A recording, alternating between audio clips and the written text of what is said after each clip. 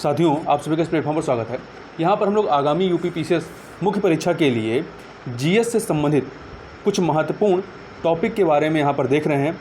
और यह जो हम लोग टॉपिक देख रहे हैं, यह क्रॉनिकल करंट अफेयर की मैगजीन में सामान्य अध्ययन से संबंधित 90 महत्वपूर्ण टॉपिक्स पर कंटेंट दिए गए हैं। इन्हीं में से आज के दिन हम लोग 2 टॉपिक पर चर्चा करेंगे। इसमें पहला टॉपिक है वैश्वीकरण अर्थात डी ग्लोबलाइजेशन एवं इसका भारत पर प्रभाव, और दूसरा है संस्कृतिकरण, पश्चिमीकरण एवं आधुनिकीकरण के संबंध में। ये आपका जीएस पेपर 1 से संबंधित है और ये आपके अन्य राज्य स्तरीय जो मुख्य परीक्षाएं हैं उनके लिए भी काफ़ी महत्वपूर्ण है। तो चलिए प्रारंभ करते हैं। पहला टॉपिक देखते हैं वैश्वीकरण एवं इसके भारत पर प्रभाव के संबंध में। तो इससे संबंधित एक प्रश्न को यहाँ पर देखते हुए इस चीज़ को समझेंगे कि वैश्वीकरण डी ग्लोबलाइजेशन से आप क्या समझते हैं, और वैश्वीकरण डी ग्लोबलाइजेशन की प्रक्रिया में योगदान करने वाले कारकों और भारत पर इसके प्रभावों का वर्णन करना है 250 शब्दों में। तो देखिए, सबसे पहले समझ लेते हैं कि वैश्वीकरण होती क्या है। डी ग्लोबलाइजेशन तो वैश्वीकरण की प्रक्रिया के अंतर्गत घरेलू बाजार को सुरक्षा प्रदान करने के लिए टैरिफ तथा मात्रात्मक बाधाओं का प्रयोग किया जाता है, जिससे विभिन्न देशों के मध्य लोगों, उत्पादों एवं सेवाओं के मुक्त आवागमन में बाधा आती है। संरक्षणवाद जो है ये वैश्वीकरण डी ग्लोबलाइजेशन की एक प्रमुख विशेषता है।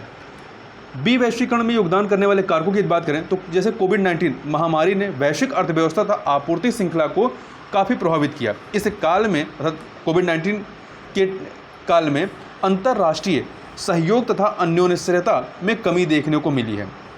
इसके अतिरिक्त ब्रेग्जिट के ब्रिटेन के उदाहरण से सीख लेते हुए विभिन्न देश अब अंतर्राष्ट्रीय संगठनों का भाग बनने से बच रहे हैं। दूसरा, आत्मनिर्भर भारत जैसी अवधारणाएं घरेलू उद्योगों को बढ़ावा देने पर केंद्रित हैं। पिछले कुछ वर्षों में इस प्रकार के विचारों को विश्व के अनेक देशों द्वारा अपनाया गया है।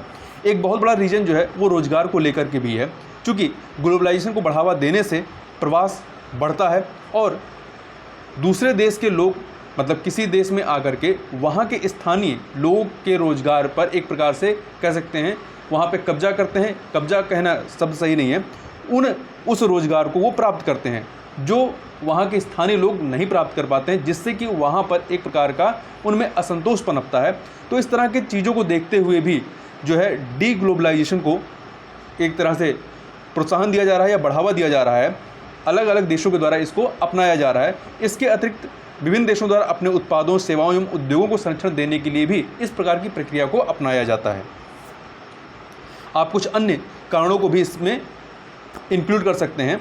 अब बात करते हैं भारत पर वैश्वीकरण द डी ग्लोबलाइजेशन का प्रभाव के बारे में। तो देखिए, वैश्वीकरण की प्रक्रिया से वैश्विक खाद्य आपूर्ति के प्रभावित होने की आशंका है।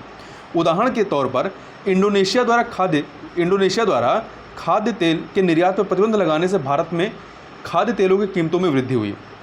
रूस द्वारा तेल एवं गैस के निर्यात पर प्रतिबंध लगाए जाने से भारत तथा एशियाई देशों की ऊर्जा लागत में वृद्धि हुई है, तथा चीन के साथ भारत के तनावपूर्ण संबंध बने हुए हैं, जिससे भारत को लिथियम बैटरी प्राप्त करने में दिक्कतों का सामना करना पड़ रहा है, क्योंकि लिथियम बैटरी के लिए हम काफ़ी हद तक चाइना पर डिपेंडेंट रहे हैं। और लिथियम बैटरी जो है ये इलेक्ट्रिक वाहनों में लिथियम बैटरी एक महत्वपूर्ण अवयव का कार्य करता है। प्रवास में बाधा के संबंध में देखें तो सेवाओं तथा लोगों की गतिशीलता में कमी आने के कारण पश्चिमी देशों में शिक्षा एवं नौकरी प्राप्त करने की संभावनाओं में कमी देखी गई है।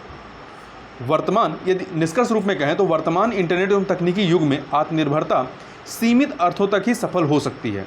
आप पूरी तरीके से आत्मनिर्भर कभी भी नहीं हो सकते हैं वर्तमान युग में।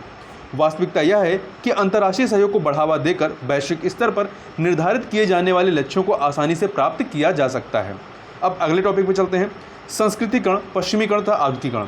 इसको भी एक प्रश्न के माध्यम से समझते हैं। प्रश्न है, संस्कृतिकरण, पश्चिमीकरण तथा आधुनिकीकरण से आप क्या समझते हैं? इन अवधारणाओं के भारतीय समाज पर पड़ने वाले प्रभावों का विश्लेषण कीजिए। 150 शब्दों में इसके उत्तर को बताना है। देखिए, संस्कृतिकरण को देखें तो संस्कृतिकरण की प्रक्रिया एक ऐसी सामाजिक गतिशीलता को प्रदर्शित करती है जिसमें पिछड़े सांस्कृतिक समाज द्वारा अग्रणी समाजों के रीति रिवाजों एवं सामाजिक सांस्कृतिक क्रियाओं का अनुकरण करते हैं। औपनिवेशिक काल के आरंभ होने से एशियाई देशों में पश्चिमीकरण आरंभ हो गया, मतलब पश्चिम की संस्कृति को अपनाना यहाँ पर प्रारंभ हुआ।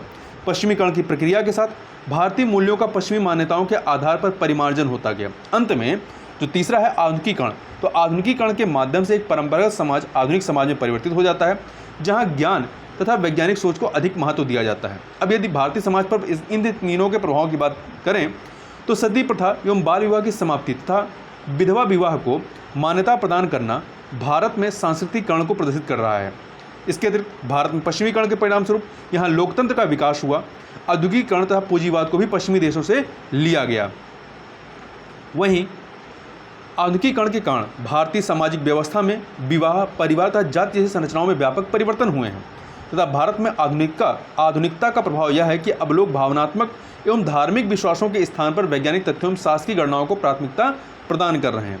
तीसरा या कह सकते चौथा पॉइंट, संस्कृतिकरण, पश्चिमीकरण तथा आधुनिकीकरण एक दूसरे के साथ चलने वाली प्रक्रियाएं हैं। इनके परिणाम स्वरूप देश में व्यापक सामाजिक आर्थिक परिवर्तन हुए हैं। तो इस प्रकार से यहाँ पर हम लोगों ने इन 2 टॉपिक के बारे में देखा। तो इस वीडियो में बस इतना ही। मिलते हैं नेक्स्ट वीडियो में, तब तक के लिए बहुत बहुत धन्यवाद।